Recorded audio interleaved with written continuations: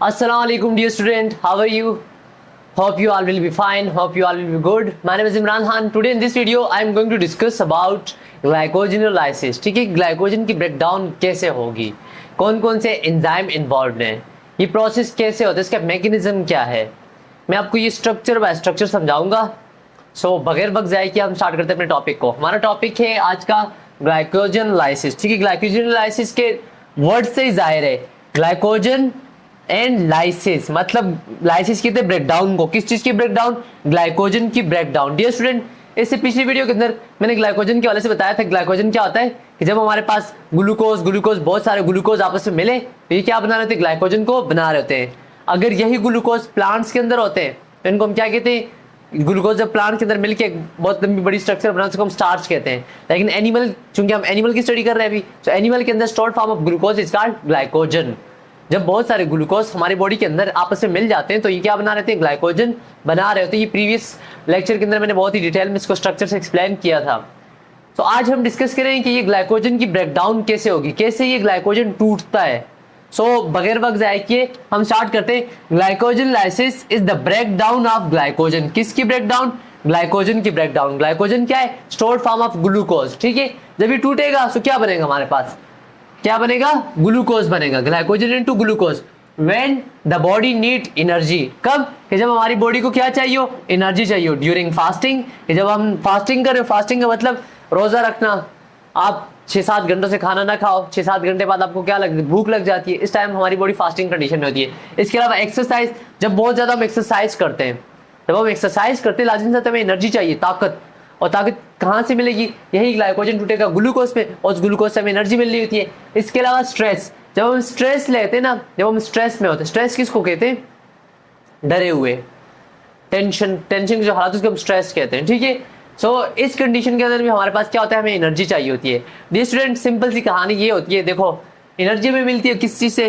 Glucose से। किससे मिलती है? ग्लूकोज से हमें एनर्जी मिलती है। ऑक्सीजन की मौजूदगी में जब ग्लूकोज टूटता है तो कितनी एटीपी मिलती है? 36 एटीपी हमें मिल रही होती है। अब एनर्जी हमें मिलेगी ग्लूकोज से। ठीक है, जैसे हमने खाना खाया, डाइजेशन ऑफ कार्बोहाइड्रेट मैंने बहुत डिटेल से एक्सप्लेन किया था। एट 10 मैंने ये डिस्कस किया था कि जब हमारे पास जो भी हमने खाया हुआ है, चाहे हमने कार्बोहाइड्रेट खाए हो, चाहे प्रोटीन खाए हो, चाहे फैट्स खाए हो, ये सबसे अपने स्मॉलेस्ट यूनिट के अंदर टूटते हैं। तो कार्बोहाइड्रेट जो होते हैं इनका स्मॉलेस्ट यूनिट क्या है? मोनोसेक्राइड्स है। मोनोसेक्राइड्स के अंदर जैसे ग्लूकोज हो गया, फ्रुक्टोज हो गया। अब ये ग्लूकोज क्या होता है? ब्लड के अंदर एब्जॉर्ब होता है। ठीक है, ब्लड के अंदर ग्लूकोज के जाने को हम क्या कहते हैं? एब्जॉर्प्शन का प्रोसेस कहते हैं। फैसिलिटेटेड डाइफ्यूजन के जरिए हमारे स्मॉल इंटेस्टाइन से क्या होता है? एब्जॉर्ब हो रहा था। अब ये ग्लूकोज ब्लड के अंदर आ गया। अब ये ब्लड तो पूरी की पूरी बॉडी के अंदर जा रहा है, तो लाजमी सी बात है ग्लूकोज भी सारे की सारी पूरी की पूरी बॉडी के अंदर जा रहा होता है। अब जिस टाइम खाना खाया उस टाइम ग्लूकोज का लेवल क्या हो गया? बहुत ही ज्यादा हो गया। अब जिस तरह मिसाल के तौर पे मैं ग्राफ बना रहा हूँ, जैसे हमने खाना खाया तो ग्लूकोज का लेवल क्या हो गया? एकदम से ज्यादा हो गया। अब हमने खाना खाना छोड़ दिया, मतलब 1 घंटा गुजर गया, आहिस्ता आहिस्ता ग्लूकोज कम होते होते होते होते होते होते कम हो जाता है ना। अब एकदम जब ग्लूकोज ज्यादा हुआ है ना, तो क्या होता है? वो ग्लूकोज जो हमारी बॉडी की जरूरत है वो तो बॉडी यूज कर लेगी, बाकी जो एक्स्ट्रा ग्लूकोज जो होता है ना, इंसुलिन क्या कर रहा होता है? इस एक्स्ट्रा ग्लूकोज को आपस में कंबाइन करके क्या बना रहा होता है? ग्लाइकोजन को बना रहा होता है। देखो ये glucose glucose glucose glucose glucose glucose जब आपस में मिल रहा होता है ना, इससे क्या बना होता है? ग्लाइकोजन मिल रहा होता है। जब बहुत सारे ग्लूकोज हमारे पास मिलते हैं तो आपस में क्या बना रहे थे? ग्लाइकोजन बना रहे थे। अब हमारी बॉडी के अंदर ब्लड के अंदर ग्लूकोज का लेवल आहिस्ता आहिस्ता क्या हो रहा है? कम हो रहा है, क्योंकि वक्त गुजर रहा है ना। हमारी बॉडी कंसिस्टेंटली क्या कर रही है? एनर्जी को यूज कर रही है। जब एनर्जी यूज हो रही है तो इसका मतलब ग्लूकोज कम हो रहा है। अब एक वक्त ऐसा आ गया कि ब्लड के अंदर ग्लूकोज खत्म होने वाला है। सो क्या होगा? एक हमारे पास एंजाइम है जिसका नाम है ग्लूकागॉन, वो रिलीज हो जाता है। ग्लूकागॉन क्या कर रहा होता है? वो रिलीज होता है, वो क्या करता है? इस ग्लाइकोजन को तोड़ेगा। यहाँ से तोड़ा, ये ग्लूकोज अलग, दूसरा ग्लूकोज अलग, ऐसे ग्लूकोज को अलग अलग कर रहा होता है। जब ग्लूकोज अलग हो गया तो एक एक ग्लूकोज से हमें क्या मिल रही होती है? एनर्जी मिल रही होती है। तो ये इसका बैकग्राउंड था।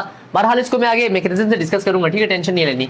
ग्लाइकोजनलाइसिस हमारे पास कौन सा प्रोसेस है जिसमें ग्लाइकोजन की क्या होनी है? ब्रेकडाउन होनी है। किस में होनी है? ग्लूकोज के होनी है। ठीक है, ग्लूकोज के अंदर होनी है। कब होती है? फास्टिंग कंडीशन में, एक्सरसाइज के दौरान और स्ट्रेस के दौरान। ठीक है, अच्छा जी, मेन साइट्स क्या है? मतलब ग्लाइकोजनलाइसिस कहाँ कहाँ हो सकती है? डियर स्टूडेंट, प्रीवियस वीडियो के अंदर आपसे मैंने डिस्कस किया था कि ग्लाइकोजन जो होता है कहाँ स्टोर होता है? सबसे पहले ग्लूकोज जो होता है हमारे पास लिवर में जाता है, लिवर में से ग्लाइकोजन बनना होता है। सबसे पहले कहाँ स्टोर होगा? हमारे लिवर में स्टोर होगा। 5 से 7% वेट जो होता है लिवर का, ये हमारे पास ग्लूकोज ग्लाइकोजन का होता है जब हम खाना खाते हैं, खाने के बाद। ठीक है, इसके अलावा जो एक्स्ट्रा ग्लूकोज होगा वो कहाँ जा रहा है, हमारे बॉडी के मसल्स के पास जाके क्या हो रहा है, स्टोर हो रहा है। तो जो दो मेन साइड से जहाँ पे ग्लाइकोजन स्टोर हुआ वो कौन कौन से, एक लिवर है, दूसरा क्या है, मसल्स है। तो इसका मतलब क्या हुआ कि हमारे पास अभी जो ग्लाइकोजन की ब्रेकडाउन होगी वो लिवर से भी होगी और मसल से भी होगी, क्योंकि इन दोनों के अंदर जहीरा किया हुआ है ऑलरेडी, इन दोनों के अंदर जमा किया हुआ है। सो यहाँ से क्या होना, ग्लाइकोजन की ब्रेकडाउन होनी है। अब जब लिवर के अंदर जब ये ग्लाइकोजन टूटेगा क्या बनेगा, ग्लूकोज बनेगा। मसल के अंदर भी टूटेगा तो क्या बनेगा, लाजिम से होता है जब ग्लूकोज से बना ही है तो टूटेगा तो हमें क्या मिलेगा, ग्लूकोज ही मिलेगा। अब लिवर के अंदर जो टूटा है, जो ग्लूकोज बना है, ये ग्लूकोज कहाँ जाएगा, ब्लड में जाएगा।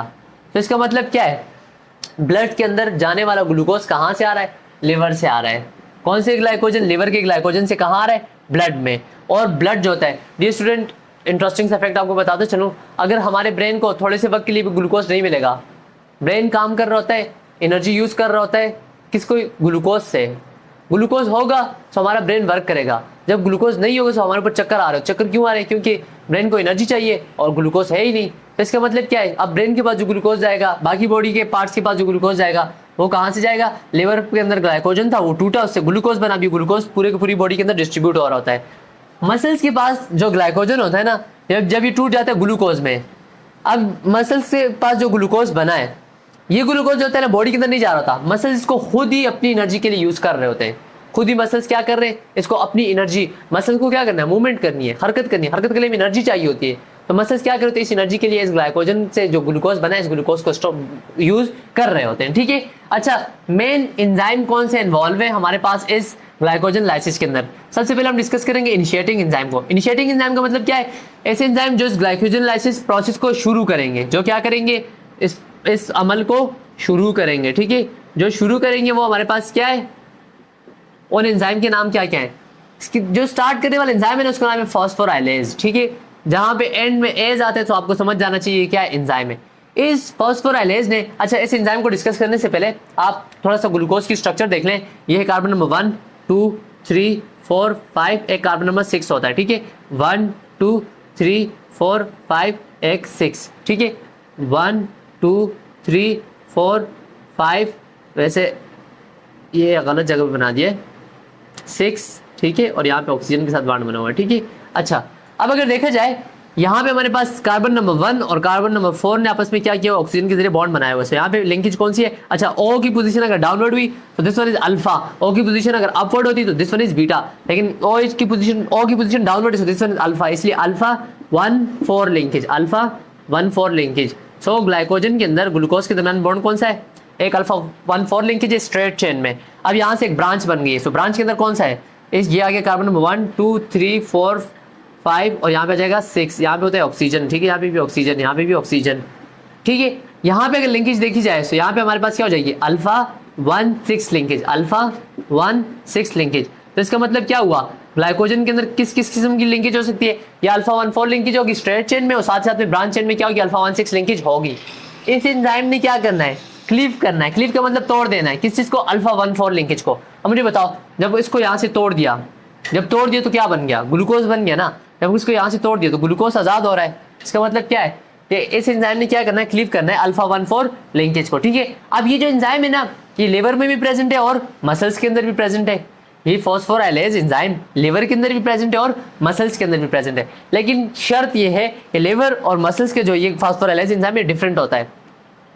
आप अगर इसकी स्ट्रक्चर देखोगे ना, एंजाइम्स क्या है, protein in nature. And what is protein, protein क्या होते हैं, जो अमाइनो एसिड से मिलकर बन रहे थे ऑर्गेनिक कंपाउंड होते हैं। ठीक है, अब इन दोनों एंजाइम की स्ट्रक्चर के अंदर क्या होता है, डिफरेंस होता है। मतलब इसकी प्रोटीन में और इसकी प्रोटीन में थोड़ा क्या है, फर्क है। मतलब लिवर के अंदर जो फॉस्फोराइलेज है, उसके मसल के अंदर जो फॉस्फोराइलेज है, इन दोनों की प्रोटीन में थोड़ा क्या है, फर्क है। ठीक है, अच्छा ये जो एंजाइम है ना, ये एक्टिव फॉर्म में भी रहता है और इनएक्टिव फॉर्म में भी होता है। ठीक है, जब हमें जरूरत होगी एनर्जी की और ग्लूकोज नहीं है तो तब ये एंजाइम एक्टिव हो जाएगा और ग्लाइकोजन को क्या कर देगा, तोड़ देगा। लेकिन जब ऑलरेडी ग्लूकोज बॉडी में है तो ये एंजाइम किस फॉर्म में होगा, इनएक्टिव फॉर्म में होगा। चलो हम पहले बात करते हैं लिवर के फॉस्फोराइलेज एंजाइम की। ठीक है, लिवर का जो फॉस्फोराइलेज एंजाइम है ना, जब ये एक्टिव होता है तो इसको हम क्या कहते हैं, फॉस्फोराइलेज। ठीक है, फॉस्फोराइलेज एक्टिव फॉर्म में जब होगा इसको हम क्या कहते हैं, फॉस्फोराइलेज कहते हैं। जब इनएक्टिव फॉर्म में होगा डी फॉस्फोराइलेज। इसका मतलब क्या हुआ, इसको एक्टिव होने के लिए फॉस्फेट ग्रुप की एडिशन जरूरी है। जब फॉस्फेट ग्रुप ऐड होगा, फॉस्फो लगेगा तो तभी ये एंजाइम क्या हो जाएगा, एक्टिव हो जाएगा। जब ये फॉस्फो हट जाएगा तो ये एंजाइम क्या हो जाएगा, इनएक्टिव हो जाएगा। इसी तरह ये तो लिवर का फॉस्फोराइलेज एंजाइम था ना, जो हमारे पास मसल्स के अंदर फॉस्फोराइलेज एंजाइम होता है, जब वो एक्टिव होता है तो उसको हम कहते हैं फॉस्फोराइलेज ए, ठीक है, फॉस्फोराइलेज ए जब एक्टिव होता है तो उसको हम क्या कहते हैं, फॉस्फोराइलेज ए कहते हैं, और जब हमारे पास इनएक्टिव होता है उसको हम फॉस्फोराइलेज बी कहते हैं। डियर स्टूडेंट, ये तो जस्ट मैंने एक ओवरव्यू डिस्कस किया, अभी मैं इसकी चेन को डिस्कस करूंगा कि कैसे ग्लाइकोजन से हमारे पास दोबारा ग्लूकोज बन रहा होता है। डियर स्टूडेंट, अभी हम डिस्कस करेंगे स्टेप ऑफ ग्लाइकोजिनोलाइसिस, ठीक है, ग्लाइकोजन के टूटने में क्या क्या स्टेप्स इन्वॉल्व हैं। अव्वल अगर आपको ग्लाइकोजन के अंदर जो बॉन्ड बने हुए हैं, ठीक है, अल्फा 1,4 अल्फा 1,6 लिंकेज, अगर ये आपको ये सही से क्लियर है ना तो आपको ही मैं कहता हूँ ऐसे क्लियर हो जाएगा। जैसे मिसाल के तौर पर देखो, पहले समझो अच्छा इसको, ग्लूकोज के अंदर यहाँ पे होता है ऑक्सीजन, ठीक है, ये ग्लूकोज है, ठीक है, अगर OH की पोजीशन डाउनवर्ड हुई इसको हम क्या कहते हैं, अल्फा ग्लूकोज, ठीक है, ये कार्बन नंबर 1 2 3 4 5 और एक कार्बन नंबर 6 यहाँ पे लगा होता है, H2OH, ठीक है। इस तरह OH है कि यहाँ पे होता है, यहाँ पे होता है, OH यहाँ पे भी, वो मेरा काम नहीं जिक्र करना उसको, ठीक है। इस तरह साथ में एक दूसरा ग्लूकोज था, वो भी सेम ऐसे ही होगा, 1 2 3 4 5 8 CH2OH, ये कार्बन नंबर 6, ठीक है। क्या होता है, इसके साथ भी यहाँ पे लगा होता है OH, लेट सपोज, ठीक है, यहाँ से भी क्या लगा हुआ है, OH लगा हुआ है, OH यहाँ से निकलता है, H यहाँ से निकलता है, तो इन दोनों में आपस में क्या बन गया, बॉन्ड बन गया। अब this bond is alpha 1,4 alpha 1,4। इसी तरह दूसरे जो समझो ये जो ब्रांच बनाई है मैंने ना, इनमें आपस में कौन सा लिंकेज में, अल्फा 1,4, ठीक है, एक बात समझ में आई। अब इस कार्बन नंबर 6 को देखो, मैं कहता हूँ कि यहाँ से ऊपर एक दूसरा ग्लूकोज का मॉलिक्यूल पड़ा हुआ था, कार्बन नंबर 1 2 3 4 5 कार्बन नंबर 6, इसके पास भी था ऑक्सीजन, यहाँ से अगर OH निकल जाए, यहाँ से H निकल जाए, तो पीछे ही CH2 का बॉन्ड किससे बन जाएगा, कार्बन नंबर 6 का बॉन्ड किससे बन गया, कार्बन नंबर 1 से, तो यहाँ पे ये कौन गया, अल्फा 1,6 लिंकेज। आपके ज़हन में एक बात आई, ग्लाइकोजन में अगर यहाँ से ये ब्रांच देखी जाए तो इस ब्रांच में कौन सा ब्रांच है, यहाँ से बॉन्ड कौन से, अल्फा 1,6, यहाँ पे क्या है, अल्फा 1,6, यहाँ पे क्या है, अल्फा 1,6, जबकि इनके आपस में कौन से, अल्फा 1,4। ये बात अगर आपको समझ आती है तो आपके लिए समझना बहुत आसान हो जाएगा। सो अब हम इसको डिस्कस करते हैं, बहुत आसान सा ये।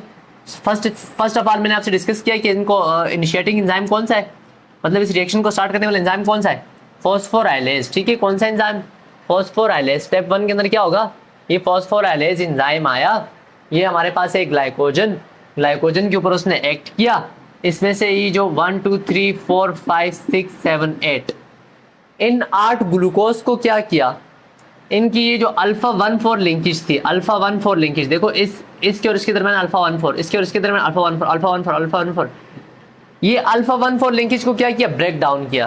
पहले बात क्या हुई, अल्फा 1,4 लिंकेज तोड़ दी, ठीक है। अब देखो ये हमारे पास वही ग्लूकोज का मॉलिक्यूल है, फर्क क्या है, यहाँ से जो ऑक्सीजन का बॉन्ड था जो दूसरे के साथ था, उस बॉन्ड को यहाँ से क्या कर दिया, तोड़ दिया। अब पीछे हमारे पास ये ग्लूकोज रह गया ना, अल्फा 1,4 लिंकेज को तोड़ दिया, यहाँ से इस ऑक्सीजन के साथ, अच्छा अब इस ऑक्सीजन के साथ कोई चीज़ नहीं है, समझो ये हम हमारे पास ये ग्लूकोज का मॉलिक्यूल बन गया है।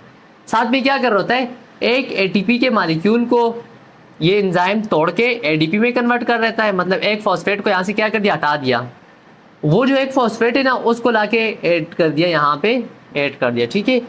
सो ग्लूकोज से क्या बन गया, हमारे पास ग्लूकोज से क्या बन गया, glucose 1 phosphate, carbon number 1 2 3 4 5, I mean glucose से नहीं, ग्लाइकोजन से एक एक ग्लूकोज को हटाया और हर एक ग्लूकोज के साथ 8 ग्लूकोज हटाएं तो 8 फॉस्फेट आगे लग के हमारे पास क्या बन जाएंगे, 8 ग्लूकोज फॉस्फेट के मॉलिक्यूल हमारे पास क्या बन गए, दिस